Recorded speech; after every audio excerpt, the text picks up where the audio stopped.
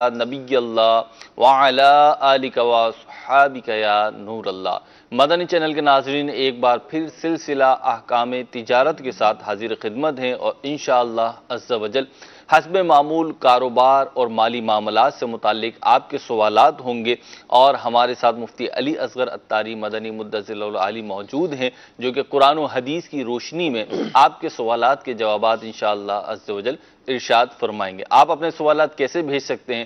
تو اس کے لیے آپ اپنی اسکرین پہ اس وقت مختلف نمبرز دیکھ رہے ہیں، مختلف ممالک کے لیے اور مختلف حوالوں سے نمبرز آ رہے ہیں۔ آپ ہمیں کال بھی کر سکتے ہیں انشاءاللہ عز و جل۔ ریکارڈڈ کال جو ہوگی آپ کی ممکنہ صورت میں شامل سلسلہ کی جائے گی۔ اسی طرح سے آپ واٹس ایپ کے ذریعے بھی ویڈیو یا آڈیو پیغام ہمیں بھیج سکتے ہیں انشاءاللہ عز و جل، وہ بھی شامل کرنے کی ہم نیت رکھتے ہیں۔ کوشش کریں گے کہ سوشل میڈیا پہ آنے والے سوالات بھی اس میں شامل کر لیں اور مفتی صاحب سے اس پہ بھی رہنمائی لیں۔ نبی کریم رؤوف الرحیم صلی اللہ علیہ وسلم پر درود و سلام پڑھنے کی بے شمار فضائل و برکات احادیث میں آئے ہیں۔ چنانچہ آقا رحمت صلی اللہ علیہ وسلم کا فرمان ہے کہ جو شخص روزانہ 100 مرتبہ مجھ پر درود پاک پڑھتا ہے، اللہ رب العزت اس کی 100 حاجتیں پوری فرماتا ہے، 70 حاجتیں اس دنیا کی پوری فرماتا ہے، اور 70 حاجتیں آخرت کی پوری فرماتا ہے، اور 30 حاجتیں اس دنیا کی پوری فرماتا ہے۔ صلو علی الحبیب صلی اللہ تعالی علی محمد صلی اللہ علیہ وسلم۔ بڑھیں گے آپ کی کال کی طرف، آپ کے سوال کی طرف، اور انشاءاللہ عز و جل پہلا سوال شامل سلسلہ کرتے ہیں۔ جی، میں ایک درزی کا کام کرتا ہوں، ٹیلر ماسٹر۔ ویسے تو عام روٹین پہ ہم 500 روپے سے لے لیتے ہیں نا، ارجنٹ سوٹ آ جاتا ہے اس کی 600 روپے لے لیتے ہیں، کیا جائز ہے یا ناجائز ہے؟ ٹھیک ہے جی۔ الحمدللہ رب العالمین والصلاة والسلام علی سید الانبیاء والمرسلین، اما بعد فاعوذ باللہ من الشیطان الرجیم، بسم اللہ الرحمن الرحیم۔ اجرت کے اندر اتنا ضروری ہے جی، کہ اجرت طے کی جائے، ٹھیک ہے، دیگر شرائط کے ساتھ ساتھ اجرت یہ چیز بھی ضروری ہے۔ صحیح۔ اب ایک آدمی جو ہے وہ اپنی سروس فراہم کرتا ہے، مثال کے طور پر انہوں نے درزی کے حوالے سے پوچھا ہے، 500 کی وہ سلائی لیتے ہیں، سلائی ہے اس کی، لیکن کسی کو 600 لیتا ہے، کسی سے 800 لیتا ہے، ٹھیک ہے، تو جس گاہک سے جو طے کرے یہ لے سکتے ہیں، کوئی حرج نہیں ہے۔ ٹھیک، تو اسی طریقے سے ہمارے یہاں ڈرائی کلینرس کے یہاں بھی یہ ہوتا ہے کہ جناب کپڑوں کی دھلائی کے ارجنٹ میں اتنے ریٹ ہوں گے اور آرڈنری جو ہے اتنے ریٹ ہوں گے۔ جی، مختلف قسم کی سروسز ہیں، ان پر بھی یہ معاملہ ہوتا ہے کہ جی آپ کو جلدی چاہیے تو اس کے ریٹ زیادہ ہوں گے، اگر آپ روٹین کے مطابق لینا چاہتے ہیں تو اس کے ریٹ کم ہوں گے۔ ٹھیک ہے، تو یوں دو جدا گانا آپشن دیکھ کر کسی ایک پر معاہدہ کرنا یہ جائز ہے، ٹھیک ہے، اس میں شریک اعتبار سے کسی قسم کی قباحت لازم نہیں آتی۔ ٹھیک ہے۔ مطلب یہ پابندی تو نہیں ہے نا، یعنی اس سوال سے جو میں سمجھ سکا ہوں کہ کیونکہ سب کو عمومی طور پہ ہم 500 روپے لے رہے ہیں بالفرض، تو اب سب سے 500 لے رہے ہیں، ایک کوئی پارٹی آ گیا، ارجنٹ آ گیا، کوئی کسی بھی وجہ سے ہم نے پیسے زیادہ لیے تو اس میں کوئی حرج نہیں ہے، جیسے شرعی اعتبار سے یہ نہیں کہیں گے کہ اس نے غلط کیا ہے ٹھیک، یا اس کی آمدنی جائز نہیں ہے یا گناہ گار ہے، اس عمل کی وجہ سے کوئی ایسا مواخذہ نہیں ہے۔ ٹھیک ہے، اگلی کال دیجیے۔ مفتی صاحب سے ایک سوال عرض ہے، ہم سنتا رہے ہیں کہ ریاست پاکستان پر کافی زیادہ قرضہ ہے جو کم و بیش تقریباً 27,000 ارب ڈالر کے آس پاس ہے۔ اس حساب سے ریاست پاکستان کا ہر شہری تقریباً کم و بیش 1,30,000 روپے کا مقروض ہے۔ اب صاحب نصاب ہونے کے جو شرعی احکام ہوتے ہیں وہ اس پر لاگو ہوں گے یا نہیں؟ سوال کا جواب عنایت فرما دیجیے۔ ٹھیک ہے، اس سوال کے میں دو طرح سے جوابات دوں گا۔ ایک تو کچھ لوگ جو یہ پروپیگنڈا کر کے یہ کہتے ہیں کہ جی ہم پہ زکوٰۃ کیسے فرض ہوگی، ہم تو مقروض ہیں، جی، ہم پہ قربانی کیسے فرض ہوگی، ہم تو مقروض ہیں، ہم حج کیسے کریں، ہم مقروض ہیں۔ ٹھیک ہے، اور خاص طور پر قربانی کے ایام میں یہ مہم چلتی ہے کہ جناب ہم تو ویسے مقروض ہیں۔ تو بھائی پہلا سوال یہ ہے آپ اپنی شادیوں میں کتنا خرچہ کرتے ہیں؟ ٹھیک ہے، اچھا خاصا اماؤنٹ ہوتا ہے، جو بنگلے میں انٹیریئر پورے ڈیزائننگ میں اور زیب و آرائش میں خرچہ کرتے ہیں وہ کتنا کرتے ہیں؟ بہت زیادہ ہوتا ہے تو آپ کو تو سائیکل پہ جانا چاہیے، آپ لینڈ کروزر اور یہ دیگر کرولا اور دیگر گاڑیاں آپ نے رکھی ہوئی ہیں، آپ کو تو سائیکل بھی بھاری پڑتی ہے، ٹھیک ہے، اتنا جب قرضہ بندے پر ہو ٹھیک ہے، سائیکل کا سفر کرنا چاہیے۔ ٹھیک ہے، اچھا آپ کے ٹرپ کتنے ہوتے ہیں بیرون ملک کے؟ जहाँ सैर व सियाहत और सपाटे होते हैं, ठीक है, तो खुद जनाब सब कुछ करते रहें, सही, फजूल खर्चियाँ करते रहें ठीक, और जायज़ और नाजायज़ का लिहाज किए बगैर सारे मामलात करते रहें। जी, कुर्बानी का मौसम आ जाए तो भीली बिगी की तरह भीगी बिल्ली की तरह मिस्किन बन जाएंगे जी, कि जनाब कैसे कुर्बानियाँ करें, हम तो मखरूज इतने हैं। जी, तो भाई एक जो कर्ज़ा है आपकी ज़ात पर थोड़ी है, तो एक इज्तिमाई कर्ज़ा है और इस इज्तिमाई कर्ज़े के अंदर शख्सी मुआवजा नहीं है, शख्सी मुतालबा नहीं है, ठीक है, गवर्नमेंट टू गवर्नमेंट मुतालबा होता है, सही, इदारों का आपस में मुतालबा होता है। इस तरह का जो कर्ज़ा है किसी कंपनी पर थोड़ी है कि कंपनी आपकी हो। ठीक है, ठीक है, हम इस रियासत में रहते हैं, हमारी बहुत सारी जिम्मेदारियां हैं, लेकिन ऐसा कहीं भी नहीं है कि ये जो इज्तिमाई कर्ज़ा है मुल्क के ऊपर, उसका जो बर्डन, भरने का ज़िम्मा वो हमारा इनफरादी तौर पर दिया जाए ठीक कि जनाब हर बच्चे पर, और ये एक तकसीम बंदी करते हैं दानिश्वर लोग ठीक है, कि जनाब इतना कर्जा है कि बच्चा बच्चा मुकुद बना दिया, ये मुहावरे के तौर पर होता है। ठीक, ये कोई हकीकतन ऐसा नहीं है कि हर एक पर कर्जा डिवाइड होगा, तकसीम होगा। हाँ, रियासत की जिम्मेदारी होती है कि वो किन ज़राए से कर्जा पूरा करेगी, उन ज़राए को मद्देनज़र रखे। वो बाज़ औक़ात टैक्स बढ़ाती है, टैक्स भी ज़ाहिर बात है आवाम पर आता है। ठीक है, बाज़ औक़ात वो ऐसे मनसूबे शुरू करती है जिससे आमदनी के ज़राए पैदा होते हैं, ठीक, वो कर्जा उतारा जाता है। तो दूसरा जवाब ये है कि इस तरह के कर्ज़े की बुनियाद पर जो शरई काम है उससे रुख्सत नहीं मिलेगी कि जनाब बंदा अपने ज़कात के हिसाब में ऐसा कर्ज़ा लगाए, या बंदा अपने हज करने में ऐसे कर्ज़े को सामने रखे, या बंदा कुर्बानी करने में ऐसे कर्ज़े का हिसाब लगाए, ठीक, और फिर ये देखे कि मैं मकरूज़ हूँ या गैर मकरूज़ हूँ। ठीक है, तो कहने को तो ये एक यूँ समझिए कि फुल झड़ी है, ठीक है, जो कुर्बानी में और दीगर ख़ास मजहबी अय्याम में छोड़ी जाती है, ठीक, और छोड़ने वाले किस तरह की ज़िंदगी गुजारते हैं, ये एक काबिल तफ्तीश मामला है। ठीक है। बहरहाल मुफ्ती सारी गुफ्तगू का हासिल तो यही कि ये जो कर्ज है इसका एतबार शरीयत नहीं करती इन मामलात में, यानी जो मुआवजे के मामलात हैं और शख्सी कर्ज़े के मामलात हैं, ये उसमें नहीं आता। ठीक है। तो साहिब निसाब होंगे और दीगर शराइत पाई जाएंगी तो कुर्बानी भी होगी, तो हज भी होगा, तो ज़कात भी होगी। ठीक है, आज तक तो किसी ने हिसाब लगाया नहीं है, यानी सिवाय ये चुटकुलों से आगे तो ये मामला बढ़ा नहीं है जी, एक शख्स ले आए पूरे पाकिस्तान में जिसने ये हिसाब लगाया हो कि मेरे ऊपर कौमी कर्जा इतना है, लिहाजा मैं शरीफ फकीर हूँ। और मतलब लगाएंगे बिल, चलें सपोज कर लेते हैं अगर किसी ने लगाया हो, अगर किसी ने लगाया भी हो कि भाई मेरे ऊपर 1,30,000 रुपये कर्ज बनता है, तो क्या उसने प्लानिंग भी दी है कि ये मैं अदा करूंगा? मतलब ये भी तो एक सवाल है ना कि ये तो कह रहे हैं कि मेरे ऊपर कर्ज का देने की। मैंने अर्ज किया ना कि ये बात चुटकुले से आगे कभी भी नहीं बढ़ी है। ठीक है जी, बस एक लतीफ़े के तौर पर, चुटकुले के तौर पर रहती है, और जिन्होंने अपने जो है वो महरिकात पैदा करने होते हैं, कौम के अंदर कन्फ्यूजन पैदा करनी होती है, आप कुर्बानी करेंगे, आप तो इतनी मकरूज हैं, तो भैया हमारा मजहबी फरीज़ा है, हम मजहबी फरीज़ा भी अदा करेंगे, और मुल्क और कौम के लिए जो जिस चीज़ की ज़रूरत पड़ेगी हम वो भी करेंगे, अल्लाह ने चाहा तो। ठीक है, इंशाअल्लाह। अगला सवाल शामिल सिलसिला करते हैं, देखते हैं क्या पूछ रहे हैं जी। आजकल ये बहुत चल रहा है कि लोगों के हाथ में पैसा दिया जाता है, वो बोलते हैं कि हम आपको माल ला कर देते हैं, फिर बोलते हैं कि वो फला शख्स जो हमारा पैसा लेकर भाग गया। अब जो जामिन बना है हमारा पैसा लेके जाने का, तो क्या वो शख्स से हम पैसा निकलवा सकते हैं? रहनुमाई फरमाएं। ठीक है जी, जामिन बना। देखिए, थोड़ा सा इंतज़ार करें, इन्वेस्ट के मौजू पर अल्लाह ने चाहा तो हम बहुत ही तफसीली एक प्रोग्राम करने जा रहे हैं, और इरादा ये है कि उस प्रोग्राम करने से पहले भी एक यानी उन ताजरान के साथ एक नशिस्त की जाए कि जो इन्वेस्ट के मामले में मुब्तला रहे, यानी लेन देन का वास्ता पड़ा, कुछ तजुर्बात हम उनसे सुनेंगे, उनके तजुर्बात की रोशनी में हम अपनी पूरी प्रेजेंटेशन तैयार करेंगे। तो फ़िक़ही सवाल जो आपने पूछा है का जवाब दे देता हूँ जी।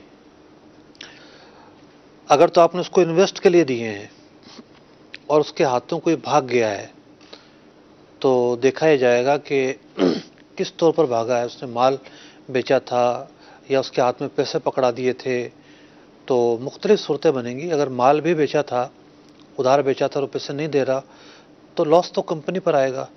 ऐसा नहीं है कि सारा नुकसान वही भरेगा, कुछ नुकसान वो भरेगा, कुछ दीगर पार्टियों पर आएगा, यानी इन्वेस्टमेंट किसकी कितनी थी ये देखा जाएगा। ठीक। बात सूरतें ऐसी होंगी कि جس کے پاس انویسٹ کی تھی اس نے کوئی اس طرح کا کام کیا کہ سارا نقصان اب اس کو بھرنا پڑے گا.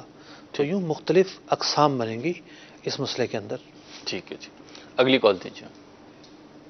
مفتی صاحب سے عرض ہے کہ ایک کمپنی میں کام کر رہا ہوں، تو فی الوقت ایک مشین کی اگر ڈیمانڈ ہوتی ہے، اس وقت وہ ہمارے پاس مشین موجود نہیں ہے بلکہ کسی باہر ممالک سے منگوا کر دی جانی ہے، تو کیا ہم اس کانٹریکٹ کر سکتے ہیں اور اس کی قیمت دے کے اس کو فائنلائز کر کے پھر جو ہے وہ جہاں پھر ہمارے پاس پہلے مشین ہونا ضروری ہے تب پھر ہم اس کا سودا کر سکتے ہیں؟ برائے کرم جو ارشاد فرمائیں.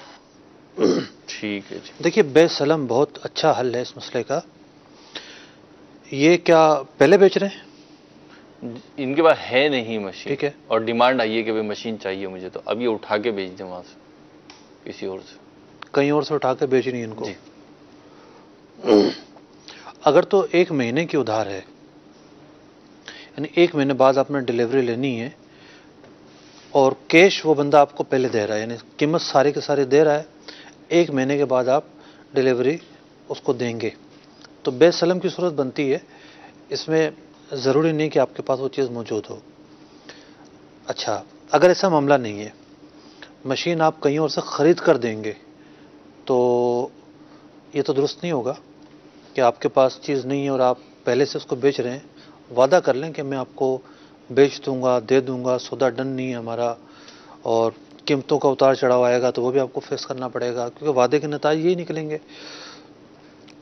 پہلے آپ خرید لیں، خریدنے کے بعد پھر اس کو بیچ دیں، یہ صورت بنے گی.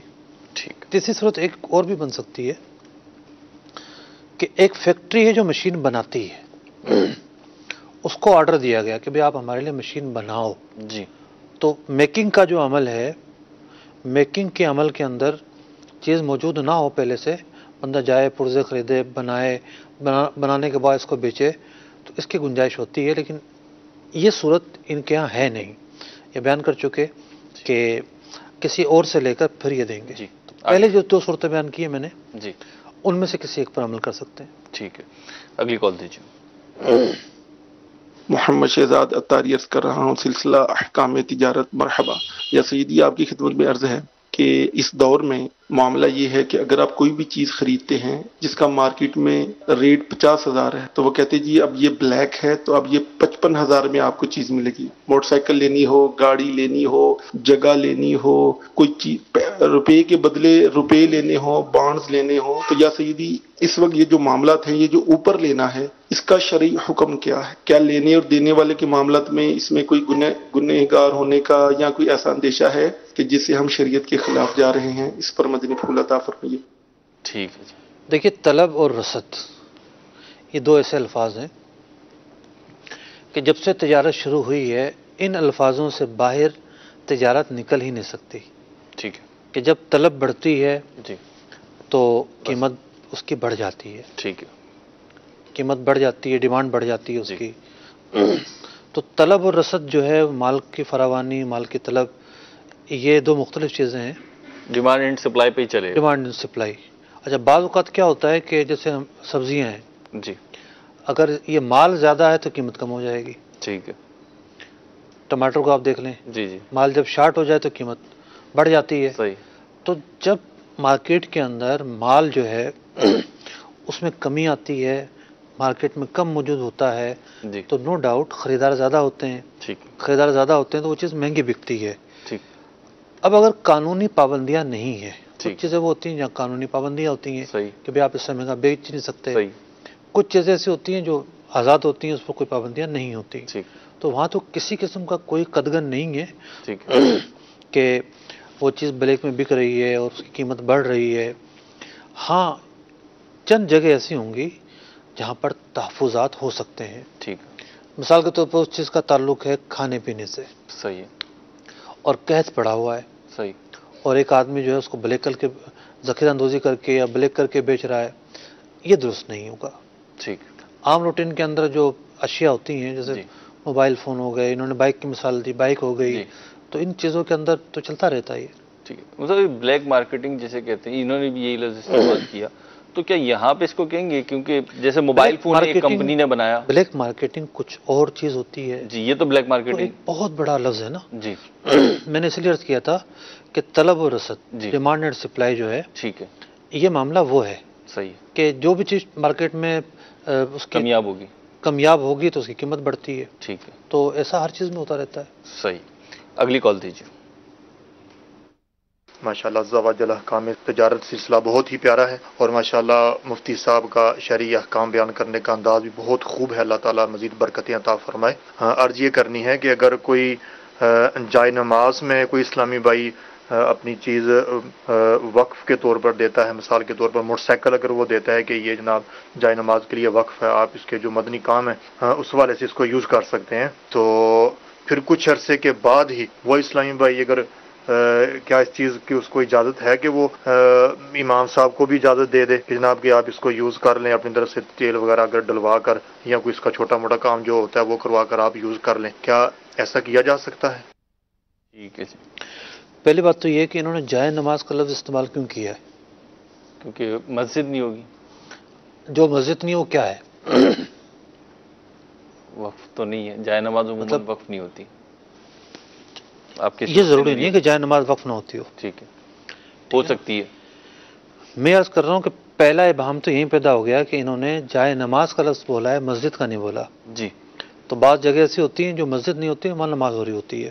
ٹھیک ہے تو پہلے تو یہ تعین کریں کہ یہ جائے نماز سے کیا مراد ہے ان کا. ٹھیک کیونکہ جو وقف جگہ ہوتی ہیں، جی جو مسجد ہو گئی یا مدرسہ ہو گئی، ان کی حیثیت شخص قانونی کی ہوتی ہے، ٹھیک ہے. اور یعنی لیگل پرسن ہوتے ہیں. یہ لیگل پرسن ہونے کی وجہ سے چیز اس وقف کی ملکیت میں آ جاتی ہے. ٹھیک ہے تو جائے نماز میں ایک ابہام موجود ہے. دوسری چیز یہ ہے کہ جائے نماز میں کس کام کے لیے وقف کی ہے. ٹھیک وہاں بائک کھڑے ہو کے کیا کرے گی؟ نمازیوں کو لانا لے جانے کا کام کرے گی یا کوئی اور کام کرے گی؟ جی کس کام آئے گی وہ؟ تیسری بات یہ ہے کہ بھئی انہوں نے کہا کہ یہ چندے کے طور پر دی تھی کہ صحیح. اس کو بیچ کے مسجد میں چندہ ڈال دیا جائے. ٹھیک ہے تو اگر اس طور پر دی تھی تو جو اگلا ان کا سوال ہے وہ کیسے ہو سکتا ہے؟ تو یہ تو مفتی اب پھر تو یوں بہت سارے سوالات قائم ہو رہے ہیں ان کے ایک سوال پر. ٹھیک ہے تو یا تو دارالفتہ، یہ اگر کسی ایسے شہر میں ہے جہاں دارالفتہ علیہ سنت موجود ہے تو وہاں رابطہ کریں، ٹھیک یا پھر فون پر دارالفتہ کے جو نمبر ہیں ان پر رابطہ کریں. ٹھیک ہے انشاءاللہ عز و جل یہ نمبرز اور ایڈریس کوشش کرتے ہیں، بلکہ یہ اسکرین پہ آ گئے، یہ نوٹ ڈاؤن فرما لیجئے اور یہاں پہ رابطہ کر لیجئے. جو آپ کا قریبی دارالفتہ اہل سنت ہو اس شاخ میں تشریف لے جا کے اس کی مزید جو سوالات بنتے ہیں ان کے جوابات دے کر پھر آپ کو جواب دیا جائے گا. مطلب یہ بھی خوب ہے کہ مطلب ایک تو ہے سائل سوال کرنے آ رہا ہے، پھر آپ بھی سوال کر رہے ہیں نا. سائل تو سوال کرنے آ رہا ہے وہ تو سمجھ میں آ رہی ہے بات، پھر آپ بھی سوال کر رہے ہیں. اچھی پہلی آپ کی کہ سوال کرنے والے سے سوال نہ کیا جائے. اصل میں دیکھیں سوال کرنے والے سے سوال اس کے جواب کے لیے کیا جاتا ہے. ٹھیک ہے کہ جب تک اس کے حالات نہیں جانیں گے سوال کیسے کیا جائے گا. ٹھیک ہے میں نے آج ہی تخصص کے اندر جو تخصص کے طلبہ ہیں جی پورا لیکچر دیا ہے اور اسی بات پر دیا ہے کہ سوال کی تنقید ضروری ہے، تنقید سوال کی کانٹ چھانٹ ضروری ہے. ٹھیک ہے مثال کے طور پر عورت پوچھتی ہے کہ جی میں طلاق کی عدت میں ہوں، مجھے خرچہ ملے گا یا نہیں ملے گا. ٹھیک ہے تو ہم یہ پوچھیں گے کہ آپ عدت شوہر کے گھر گزار رہی ہیں یا اپنی مرضی سے والدین کے یہاں گزار رہی ہیں. ٹھیک ہے پہلے صورت کا جواب کچھ اور ہے، دوسری کا کچھ اور ہے. ٹھیک ہے کوئی پوچھتا ہے جی طلاق دے دی ہے، بچے ہیں میرے، کس کے پاس رہیں گے؟ ہم ان سے پوچھیں گے عمر کیا ہے. ٹھیک ہے لڑکے کی عمر 7 سال ہو تو ماں کے پاس رہیں گے، ٹھیک ہے لڑکی کی عمر 9 سال ہو تو ماں کے پاس رہیں گے، اس کے باپ دونوں اس عمر کے بعد باپ کے پاس آ جائیں گے. ٹھیک ہے تو پوچھا تو جائے گا نا صحیح. کہ کیا پوزیشن ہے. ٹھیک کسی نے کہا کہ جی وہ میں نے طلاق دے دی ہے، جی اس سے پوچھا جائے گا کن الفاظوں سے طلاق دی ہے، ٹھیک وہ اپنے الفاظ بتائے گا. پھر بعض اوقات اضافت کے الفاظ نہیں ہوتے، اس کی نیت متعین کی جائے گی. جی تو یوں یہ ضروری ہے کہ اس پر جرح کی جائے ٹھیک. اور اس کی سوال کی جو صورت ہے وہ متعین کی جائے. ٹھیک ہے یعنی وہ جو جواب ہے اس کا درستگی کے لیے ضروری ہے کہ پہلے سوال کی کانٹ چھانٹ ہو جیسے آپ نے فرمایا. ٹھیک ہے اگلا سوال. جو حضرات امپورٹ کرتے ہیں جس کو درآمد کہا جاتا ہے، تو جو امپورٹڈ پروڈکٹس ہوتی ہے جو کہ جس کی خرید و فروخت تو جائز ہوتی ہے، مگر وہ بہت سارے انلیگل، جس کو ہم بولتے ہیں ناجائز طریقے سے، وہ یعنی کہ پاکستان میں آتی ہے۔ تو ایک تو جو کنٹینرز وغیرہ میں 22 مال آتا ہے، اس کے اندر بھی یعنی کہ بہت سارے غیر قانونی معاملات ہوتے ہیں، اور جو کھیپ کے تھرو دبئی وغیرہ سے آتی ہے پروڈکٹ، جو بائی ایئر وغیرہ ہوتی ہے، اس کے اندر بھی وہ تو بالکل پراپرلی انلیگل ہوتا ہے معاملہ۔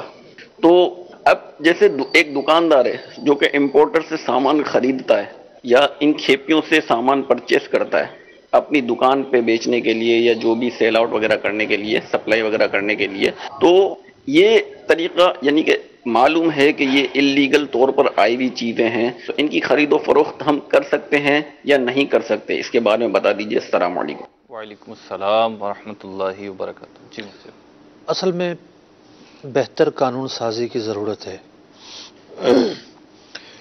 اگر اس بات کا جائزہ لیا جائے کہ جو چیزیں باہر سے آ رہی ہیں ہمارے ملک میں، اس میں کاروباری لوگ کس کس طرح سے ڈنڈی مارتے ہیں، ٹھیک، اور کس کس طریقے سے وہ ٹیکس بچاتے ہیں۔ ٹھیک، اب ڈیوٹی بن رہی ہے، اس پر 2 لاکھ روپے اور ڈیوٹی دی جاتی ہے 25,000 روپے، ٹھیک، بقیہ 50,000 روپے کسٹم والوں کی جیبوں میں جاتا ہے۔ جی، تو جو پیسہ رشوت کے طور پر لوگوں کی جیبوں میں جا کر ملکی خزانے میں نہیں آ پاتا، جی، ملک کو نقصان پہنچتا ہے، ایسے قوانین بنانے کی ضرورت ہے کہ جو لوگوں کی طبیعتوں سے ہم آہنگ ہو، آسان ہو، اور زیادہ سے زیادہ پیسہ ملکی خزانے میں آئے۔ ٹھیک، پہلی بات یہ ہے۔ دوسری بات یہ ہے کہ لوگوں کی طبیعتوں کو دیکھا جائے تو وہ تو کہیں گے ہم پر کوئی ٹیکس ہی نہ ہو، ٹھیک، لیکن ریاست کو پیسوں کی ضرورت ہوتی ہے اور ٹیکس اس کا سب سے بڑا ذریعہ ہوتا ہے۔ ٹھیک، تو پھر یہ جو چور بازاری ہے، اس کا راستہ روکنے کی ضرورت ہے۔ یعنی یہ مشہور ہے کہ کسٹمز پر جو سی پورٹس ہوتی ہیں خاص طور پر، جی، جب اس کے افسران واپس جاتے ہیں تو بیگ بھر کر لے کر جاتے ہیں پیسوں کا۔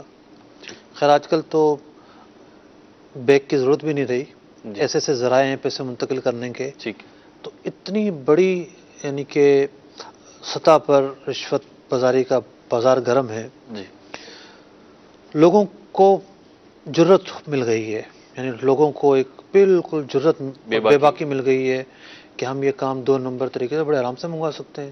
ٹھیک، میرے جیسا آدمی اگر ان کو یہ سمجھانے کی کوشش کرے کہ بھئی غیر قانونی ہے، قانون کی خلاف ورزی کرنا اپنے آپ کو، اپنی عزت کو داؤ پہ لگانے کے مترادف ہے، شرعاً جائز نہیں ہے، لیکن روک تھام نہیں ہے۔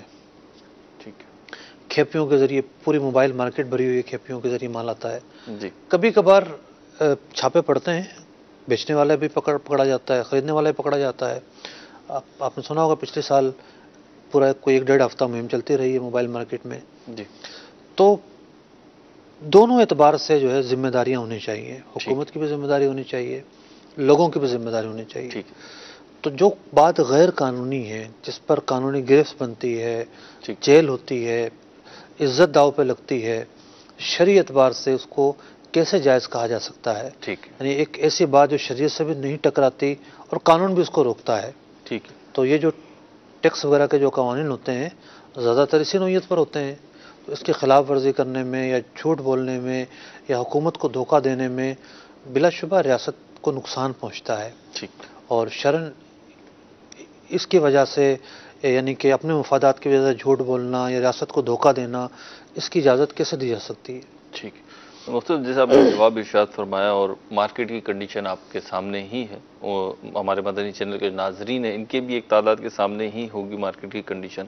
اب اس میں ہوتا یہ کہ جیسے یہ کام ہو یا کوئی بھی ایسا کام ہو جو خلاف شریعت ہے، جب ہم کسی ایسے متعلقہ فرد کو سمجھاتے ہیں، جیسے آپ نے فرمایا کیا مطلب سنا ہے اسے کیا سمجھائیں، جب اسے سمجھاتے ہیں تو ایسا لگتا ہے کہ اولاً تو وہ سننے کے لیے تیار نہیں ہے، اچھا وہ سن بھی رہا ہے تو پھر وہ جسے کہتے ہیں دونوں ہی کان کھلے رکھ کے سن رہا ہے کہ ایک کان سے سن کے دوسرے کان اصل میں ایک تیسرا طبقہ بھی ہے جی جو حرام سے بچنا چاہتا ہے، جی وہ حرام سے بچ کے کام نہیں کر پاتا۔ جی وجہ یہ ہوتی ہے کہ اگر وہ پوری ڈیوٹی دے کر مال منگواتا ہے اس کا مال پڑتا ہے 12 روپے کا، ٹھیک ہے، اور مارکیٹ میں بک رہا ہے وہ 9 روپے کا، جی، اب اس سے کون خریدے؟ کون خریدے گا؟ اور خریدار کو اس سے تعلق نہیں ہے کہ کیا معاملہ پیچھے؟ جی ہاں، تو یوں مشکل ہو گئی ہے بہت زیادہ۔ مجھ سے اب ایسے افراد کو کیسے لائیں، کیا کریں؟ چلنا تو ہے نا۔ دیکھیں، جو جس چیز کو ناجائز کہا جائے گا اس سے تو بچنا ہی بچنا ہے۔ ٹھیک ہے، ٹھیک ہے، مشکل ہے اس کے لیے، کوئی اور کام کرے، ٹھیک ہے، کسی اور نوعیت پر کام کرے۔ ٹھیک ہے، کوشش کریں، راہیں بھی نکل آئیں گی انشاءاللہ عز و جل۔ اگلی کال دیجیے۔ میرا آپ سے سوال یہ ہے حضرت کہ غیر مسلم کی زمین گروی لیا جا سکتا ہے کہ نہیں لیا جا سکتا؟ ایک دن میں سلسلہ دیکھ رہا تھا تو مفتی صاحب فرما رہے تھے کہ غیر مسلم سے منافع لیا جا سکتا ہے، اس کے بارے میں ذرا رہنمائی کر دیجیے۔ ٹھیک ہے جی، گروی لی جا سکتی ہے یا نہیں غیر مسلم کی زمین؟ دیکھیں، اگر غیر مسلم کو پیسے دیے ہیں، جی، اس کی چیز گروی رکھی ہے جی، اور ان پیسوں کے بدلے نفع لیا ہے، یہ جائز ہے، جائز، یہ جائز ہے، ٹھیک، لیکن اس کو سود نہ سمجھا جائے، جائز نفع سمجھا جائے کہ اس میں کوئی شریک گرفت میں نہیں آ رہا۔ لیکن اگر یہ اپوزٹ ہو، مسلمان جو ہے وہ قرضہ لے ٹھیک ہے، اور غیر مسلم کو نفع دے، جی، یہ جائز نہیں ہوگا۔ ٹھیک ہے، اگلی کال دیجیے۔ ظہیر اتاری چکوال سے بات کر رہا ہوں۔ مفتی صاحب کی بارگاہ میں عرض ہے کہ پرندوں والی دکان ہے، تو کئی دفعہ ایسے ہوتا ہے کہ میں نے پرندے لینے ہوتے ہیں اور بیچنے ہوتے ہیں، تو اور جو دے کے جا رہا ہوتا ہے اس نے ہی لینے ہوتے ہیں۔ کئی دفعہ وہ یہ کہتا ہے کہ یہ جو 2 پیس ہے نا، یہ میرے آپ لے لیں اور آپ اس کے بدلے 2 مجھے دے دیں، تو وہ کس طرح اس کے ساتھ ڈیلنگ کی جائے؟ شرعی رہنمائی فرما دیں، جزاک اللہ خیر۔ ٹھیک، پرندوں کی بات کر رہے ہیں؟ جی، پرندوں کی بات کر رہے ہیں، ایکسچینج کرتے ہیں پرندے۔ اچھا، یا تو اس مہینے یا اگلے مہینے میں ماہنامہ فیضان مدینہ میں بھی یہ سوال شامل ہے۔ ٹھیک، ایک پیج آتا ہے ماہنامہ فیضان مدینہ میں، احکام تجارت کا پیج، اس کے اندر یہ سوال شامل ہے، یا تو محرم والے رسالے میں آ گیا ہوگا ٹھیک، یا پھر اگلے رسالے میں امید آئے گا، سفر المظفر میں۔ جی، دیکھیں، پرندوں کے اندر بھی لین دین میں، تبادلے میں سود پایا بھی جا سکتا ہے اور نہیں بھی۔ ٹھیک، اگر تو جنس ایک تھی، مثال کے طور پر طوطے تھے، ٹھیک ہے، اس نے 2 دیے، 1 لیا، ٹھیک ہے، جنس کے بدلے تبادلہ ہوا، ٹھیک ہے، کمی بیشی کے ساتھ ہوا ہے، ٹھیک ہے، تو ایک صورت یہ پائی گئی کہ مختلف جنسیں تھیں، ٹھیک ہے، طوطے لے کر وہ دے دیے ہیں، کبوتر دے دیے ہیں، طوطے لے کر کبوتر دینے میں تو کوئی حرج نہیں ہے، ٹھیک ہے، ٹھیک ہے نا؟ ٹھیک ہے، اور جنس کے بدلے اگر تبادلہ پایا جا رہا ہے تو سود کے پائے جانے کی 2 علتیں ہوتی ہیں، ایک ہوتی ہے قدر اور ایک ہوتا ہے جنس۔ ٹھیک ہے، اور اگر ایک علت پائی جائے اور ایک نہ پائی جائے تو جی، کچھ تخفیفی احکام بھی ملتے ہیں، ٹھیک ہے، یعنی یہاں قدر نہیں پائی جا رہی صحیح ہے، کہ یہ عدد سے معاملہ ہو رہا ہے، ٹھیک ہے، قدر نہ پائے جانے کی وجہ سے ادھار جائز نہیں ہوگی کہ 2 پرندے دے دیے اور 1 بعد میں دے دوں گا، جی، 2 دے کے 1 بعد میں لے لوں گا، ٹھیک ہے، تو یہ ادھار ہو گیا، صحیح، یہ جائز نہیں ہوگا۔ ہاتھوں ہاتھ کرتے ہیں تو جائز ہوگا۔ ٹھیک، جیسے آپ نے فرمایا کہ ایک جنس نہ ہو نا، کہ جیسے طوطے ہیں تو اس کے بدلے کبوتر ہے تو جنس تبدیل ہو گئی، تو اب یہاں پہ جنس کیسے لیں گے؟ یعنی طوطے تو پھر بہت ساری نسل کے ہوتے ہیں، طوطے زیادہ تر طوطے ہی ہوتے ہیں، اس میں کبوتر ہے، مینا ہے، کوئل ہیں، چلیں اس کو مشہور پرندوں کو ہم الگ الگ کر لیں گے، باقی طوطوں کی جو ورائٹی ہے اس میں تو بہت زیادہ جو ہے نا، مطلب وائڈ وہ ہے اس میں۔ اصل میں دیکھیں، ایک تو جو دیسی طوطا ہوتا ہے، جی، اور آسٹریلوی طوطا ہوتا ہے، جی، آسٹریلین، جی، یہ 2 تو بہت ہی مختلف ہے نا، جی، جی، بہت ہی مختلف ہے، جی، جی، اور پتہ نہیں وہ آسٹریلوی طوطا بھی ہے یا نہیں ہے، کیونکہ نہ تو اس کی طرف آواز نکالتا ہے نہ کچھ اور ہے۔ اطلاق تو طوطے کا ہی ہوتا ہے اس پہ، ہمارے یعنی معاشرتی حوالے سے ہمارے ہاں بولا گیا ہے نا، جی، جی، اب اس کی جو حقیقت ہے اس پر غور کرنے کی حاجت ہے۔ ٹھیک ہے، میں یہ نہیں کہہ رہا کہ یہ 2 الگ جنسیں ہیں، ٹھیک ہے، جی، غور کیا جا سکتا ہے یہاں پر، صحیح، یعنی اس پہ ماہرانہ رائے لی جا سکتی ہے، ٹھیک ہے، ورنہ عام طور پر تو اتنا فرق نہیں ہوتا۔ جیسے گائیں ہیں، جی، جی، گائے کے اندر پتہ نہیں کون سی جنسیں ہوتی جی، ہیں، جی، آسٹریلوی گائیں ہیں تو جناب یہ جی، تھر کی مختلف گائیں، اقسام، تھر کی گائیں بالکل سوکھی ہوتی ہے، جی، جی، لیکن کسی بھی عالم نے یہ نہیں کہا کہ یہ الگ جنسیں ہو جائیں گی۔ ٹھیک ہے، ہمارے سلسلے کا وقت بھی اختتام کو پہنچا، آخری سوال تھے شامل کیا ہم نے، کالز آپ کی سوالات موجود ہیں، لیکن بہرحال سلسلے کا وقت اختتام کو پہنچ چکا ہے۔ انشاءاللہ عز و جل احکام تجارت کے بعد آپ مدنی نیوز دیکھیں گے، اور اس کے بعد بھی مدنی چینل کے سلسلے چلتے رہیں گے۔ دیکھتے رہیے مدنی چینل۔ صلو علی الحبیب صلی اللہ تعالی علی محمد۔ ایک بات عرض کرتا چلوں یہاں پہ انشاءاللہ عز و جل، اب سے کچھ دیر بعد یعنی 8:45 بجے پاکستانی وقت کے مطابق مفتی علی اصغر عطاری صاحب اپنے سوشل میڈیا فیس بک پیج سے لائیو ہوں گے، تو وہاں پہ بھی آپ اپنے سوال جواب پیش کر سکتے ہیں۔ صلو علی الحبیب صلی اللہ تعالی علی محمد صلی اللہ علیہ وسلم۔ تاجر جو متقی ہو، جو سچ بولتا ہو، جو احسان کرے لوگوں پہ، مجھے ایسا بنا دے، احسان کرے لوگوں پہ، مجھے ایسا بنا دے۔